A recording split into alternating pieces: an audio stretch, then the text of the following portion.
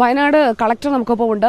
രാവിലെ മുതലുള്ള ഇപ്പോൾ സൈന്യത്തിന്റെ നേതൃത്വത്തിൽ പാലം നിർമ്മാണവും അതുപോലെ തന്നെ രക്ഷാപ്രവർത്തനവും ഒരേ രീതിയിൽ ഒരേ സമയം മുന്നോട്ട് കൊണ്ടുപോകാനാണ് അവർ ഉദ്ദേശിക്കുന്നത്.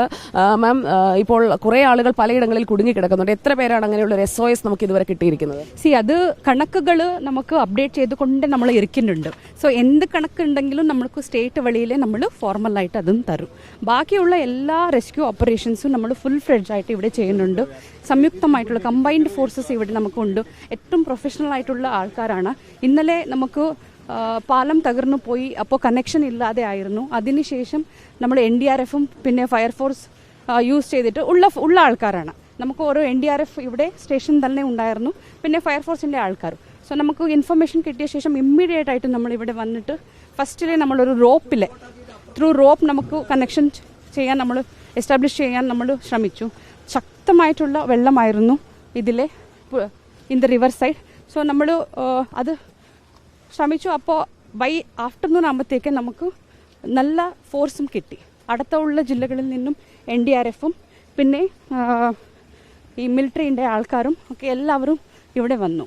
പിന്നെ കുറേ ആൾക്കാരിനെ നമ്മൾ റെസ്ക്യൂ ചെയ്യാൻ സാധിച്ചു.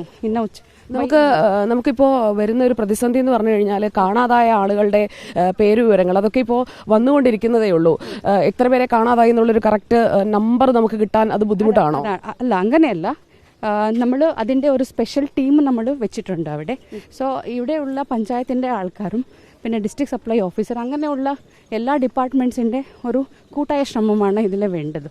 സോ എത്ര ആൾക്കാരുണ്ട്, എത്ര ആൾക്കാർ ക്യാമ്പിലുണ്ട്, എത്ര ആൾക്കാർ മിസ്സിംഗ് ആണ്, എത്ര ആൾക്കാരിൻ്റെ ബോഡി കിട്ടിയിട്ടുണ്ട്, ഈ കൃത്യമായിട്ടുള്ള കണക്ക് നോക്കാൻ ഒരു സ്പെഷ്യൽ ടീം തന്നെ ഇവിടെ ഉണ്ട്. ഒരാളും ഒറ്റപ്പെട്ടു പോവാതെ എല്ലാവരും റെസ്ക്യൂ ചെയ്യണം. ഇപ്പോൾ നമുക്ക് ഈ ഡെബ്രി ഈ വീടൊക്കെ തകർന്ന് അതിനടിയിലൊക്കെ പെട്ടുപോയ ആളുകളൊക്കെ ഉണ്ട്. അതിൽ അവരുടെ ബന്ധുക്കളൊക്കെ നമുക്കും ഇപ്പോൾ റിപ്പോർട്ടറിലൂടെയും സഹായം അഭ്യർത്ഥിക്കുന്നുണ്ട്. അപ്പോൾ അങ്ങനെയുള്ള ഞങ്ങൾ മിനിസ്റ്ററിനായാലും അതൊക്കെ കഴിഞ്ഞ ദിവസം മുതലേ കൊടുക്കുന്നുണ്ട്. ഇവിടെ ഇപ്പോൾ ഈ ആളുകൾ ആരൊക്കെയാണ്, എവിടെയൊക്കെയാണ് ഇനി കിട്ടാനുള്ളത്? അങ്ങനെ മിസ്സിംഗ് ലിസ്റ്റ് എന്ന് പറയുന്നത് നമുക്ക് എങ്ങനെയായിരിക്കും? ലൈക്ക് ഐ ടോൾഡ് യു, നമുക്ക് ഡിസ്ട്രിക്ട് എമർജൻസി ഓപ്പറേഷൻ സെൻറ്ററിലെ ഒരു സ്പെഷ്യൽ ടീം ഈ കാര്യങ്ങൾ നോക്കിക്കൊണ്ട് ഇരിക്കുന്നുണ്ട്. ഓക്കെ മാം, ഇന്നിപ്പോൾ പാലം നിർമ്മിക്കുന്നതിനെ കുറിച്ച് പറഞ്ഞു. സൈന്യം ഇപ്പോൾ എത്തിയിട്ടുണ്ട്, അവർ ആക്ഷനിലേക്ക് കടക്കുകയാണ്. ഇന്നത്തെ അപ്പോൾ എങ്ങനെയായിരിക്കും, എന്തൊക്കെയായിരിക്കും നമ്മളിപ്പോൾ ഇമ്മീഡിയറ്റ് ആയിട്ട് ചെയ്യാൻ പോകുന്നത്? നമ്മുടെ ഒരു ഫസ്റ്റ് പ്രയോറിറ്റി എന്തിലായിരിക്കും? നമ്മളെ പ്രയോറിറ്റി ഇപ്പോൾ അവിടെ ഉള്ള ആൾക്കാരെ ഇങ്ങോട്ട് കൊണ്ടുവരുന്നതാണ്. റെസ്ക്യൂ ഓപ്പറേഷനാണ് നമ്മുടെ ഇന്നത്തെ പ്രയോറിറ്റി. അതിന് 2 സാധ്യതകളാണ് നമുക്ക് ഉള്ളത്. ഒന്നും എയർ ലിഫ്റ്റിംഗ് ആണ്. അതിന് ആവശ്യമായിട്ടുള്ള ഹെലികോപ്റ്ററൊക്കെ എല്ലാം സജ്ജീകരിച്ചിട്ടുണ്ട്. സോ അവർക്കൊന്ന് വിസിബിലിറ്റി ഒന്ന് കിട്ടിക്കഴിഞ്ഞാൽ അവർ എയർ ലിഫ്റ്റ് ചെയ്യാൻ സ്റ്റാർട്ട് ചെയ്യും. By what time?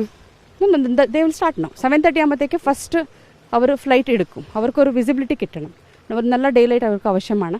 സോ ആ ടെക്നിക്കാലിറ്റീസ് ഒന്ന് നോക്കിയിട്ട് അവർ ശ്രമിക്കും. ഇപ്പോൾ കുന്നിൻ്റെ മുകളിൽ അതുപോലെ തന്നെ അങ്ങനെ പലയിടങ്ങളിലും ഉണ്ട് എന്നുള്ള SOS വരുന്നുണ്ട്.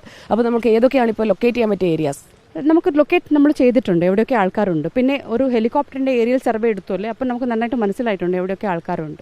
സോ 2 സാധ്യതകളാണ്. ഒന്ന് എയർ ലിഫ്റ്റ് ചെയ്യുക, രണ്ടാമത്തത് മേക്ക് ഷിഫ്റ്റ് എന്തെങ്കിലും പാലം ഉണ്ടാക്കിയിട്ട് അങ്ങോട്ട് ആൾക്കാരെ കൊണ്ടുവരാം. അതുവരെ നമ്മൾ വെയിറ്റ് ചെയ്യൂല. ഇന്നലെ മുതൽ നമ്മൾ റോപ്പിൽ നമ്മൾ സ്റ്റാർട്ട് ചെയ്തുപോലെ ആ വർക്ക്സ് നമ്മൾ കണ്ടിന്യൂ ചെയ്യും. ഇത്ര കാര്യങ്ങളാണ് നമുക്ക് ഇന്നത്തെ മിഷൻ.